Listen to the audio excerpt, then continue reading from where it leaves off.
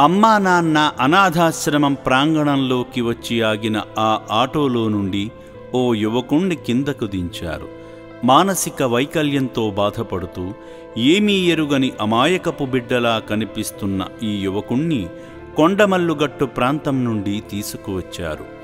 Auto డ్రైవర్లే ఆశ్రయులై అమ్మా నాన్న అనాథ ఆశ్రమానికి నడిపించి తన జీవితాన్ని కాపాడగలిగారు.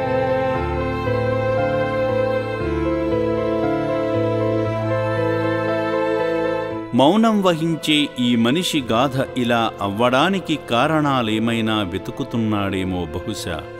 సమాజం వేసిన నిందల, కుటుంబమే తరిమిన వైనమా, లేక ప్రేమలో జరిగిన ఘర్షణ, బంధాలతో తలెత్తిన బాధల?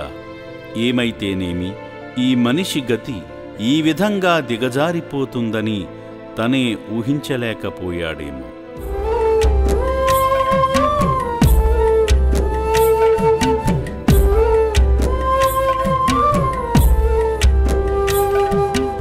ఆశా నిరాశల జీవితంలో దౌర్భాగ్య జీవితాన్ని గడుపుతూ లోకం తెలియని వ్యక్తుడై మలినంతో నిండిన మనిషిలా ఇలా మౌనంగా రోదిస్తున్నాడు.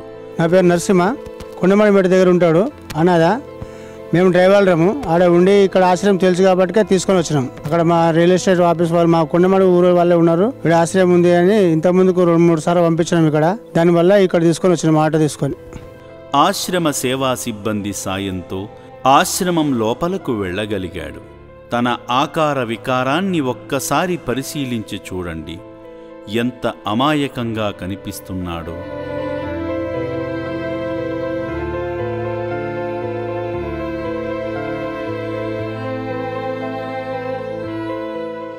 ముందుగా వైద్యశాల విభాగంలోకి నడిపించి వైద్యుని సాయంతో బీపీ చెక్ చేయించి, కళ్ళు పరీక్షించి, బరువును కూడా తూచి అనారోగ్యంగా కనిపిస్తున్న ఈ మానసిక వైకల్యునికి వైద్యుడే స్వయంగా మందుబిళ్లను మింగించారు, నీళ్లను తాపించారు. పాపం ఎన్ని రోజులు అయ్యిందో అన్నం తినక. ప్లేటు నిండా బిర్యానీ పెట్టి ఇవ్వగా దానినే చూస్తూ సంతృప్తిగా తింటున్నాడు.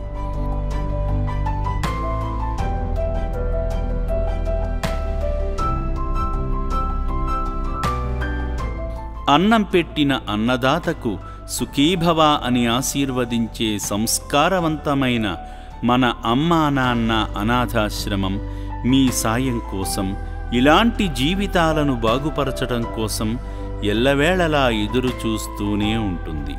రండి, ఆశ్రమాన్ని సందర్శించి ఆత్మీయమైన సాయాన్ని అనాథుల సేవకై అందిస్తారని ప్రేమతో మిమ్ములను ఆహ్వానిస్తుంది అమ్మా నాన్న అనాథాశ్రమం. సర్వే జనా సుఖినో భవంతు.